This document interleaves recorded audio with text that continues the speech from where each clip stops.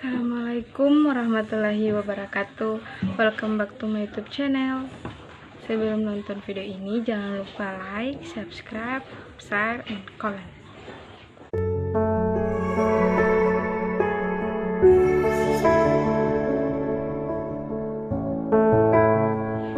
Di video kali ini saya akan menjelaskan tentang sejarah, fungsi, dan kedudukan bahasa Indonesia. Sejarah bahasa Indonesia. Pada dasarnya, bahasa Indonesia berasal dari bahasa Melayu.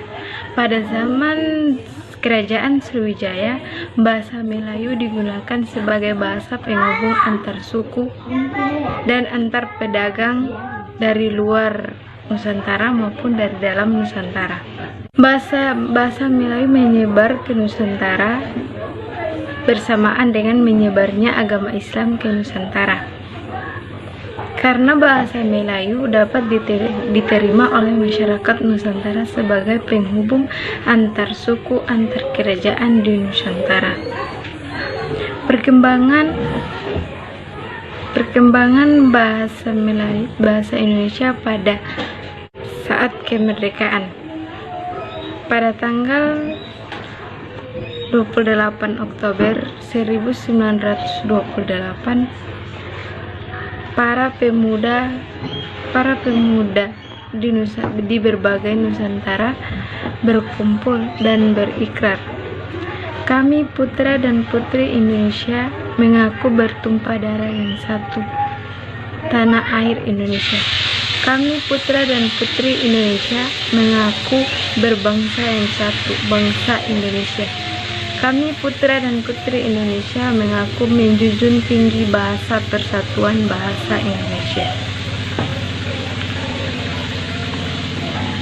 Kedudukan bahasa Indonesia sebagai identitas bangsa Indonesia. Fungsi bahasa Indonesia. Yang pertama, bahasa Indonesia sebagai identitas nasional. Mengapa dikatakan bahasa Indonesia sebagai identitas nasional? Karena dapat dibuktikan dengan digunakannya bahasa Indonesia dalam bulir-bulir Sumpah Pemuda. Yang kedua, bahasa Indonesia sebagai kebanggaan bangsa. Dibuktikannya dengan digunakannya bahasa Indonesia dan sampai sekarang ini. Yang ketiga, bahasa Indonesia sebagai alat komunikasi. Kenapa bahasa Indonesia dikatakan sebagai alat komunikasi? Karena dapat dibuktikannya dengan digunakannya bahasa Indonesia dalam berbagai alat komunikasi. Contohnya koran, handphone, laptop, dan alat teknologi lainnya. Yang keempat, bahasa Indonesia sebagai alat pemersatu bangsa yang berbeda suku, adat istiadat, dan budaya. Agar semua bangsa Indonesia memiliki bahasa pemersatu dalam berkomunikasi walaupun berbeda-beda suku dan adat. Ada 4 faktor bahasa Melayu diangkat sebagai bahasa Indonesia.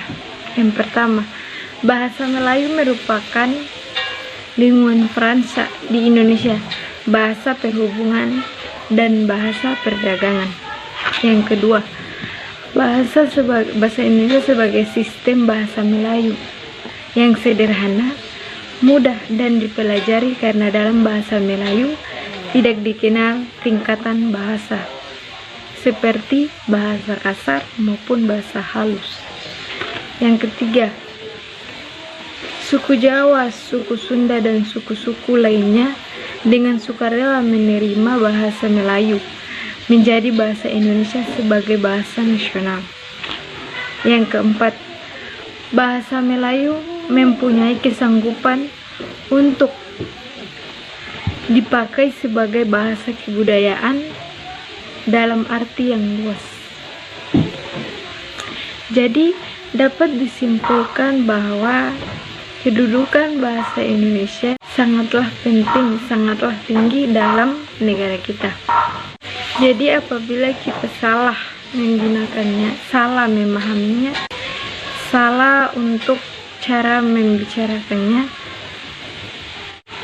berarti dapat dianggap bahwa kita sebagai bahasa Indonesia belum dapat memahami bahasa Indonesia. Baik, terima kasih.